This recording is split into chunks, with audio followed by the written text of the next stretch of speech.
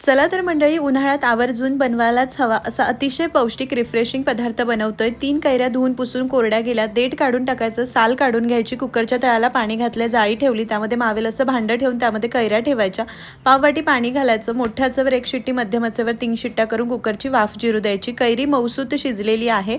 5 मिनिटं गार झाली की गरम गरम मध्ये चमच्याने कोय काढून घ्यायची। साल आपण आधीच काढली आहे म्हणून सालीचा गर काढण्याची गरज नाहीये। हा गर गार झाल्यानंतर मोजून घ्यायचा। सव्वा वाटी आहे, मिक्सर जार मध्ये काढला, त्यामध्ये पाववाटी पुदिना, 1 चमचा भाजलेलं जिरं आणि 1 वाटी चिरलेला गूळ घातला, पाव चमचा मीठ घालायचं, मिक्सरला बारीक करायचं। कैरी आंबट असेल तर जितका पल्प तितकाच गूळ घाला। छान पळण्याचं प्रीमिक्स आपलं तयार झालं। हवाबंद काचेच्या बरणीत ठेवलं की 2 ते 3 महिने फ्रीजमध्ये छान टिकतं।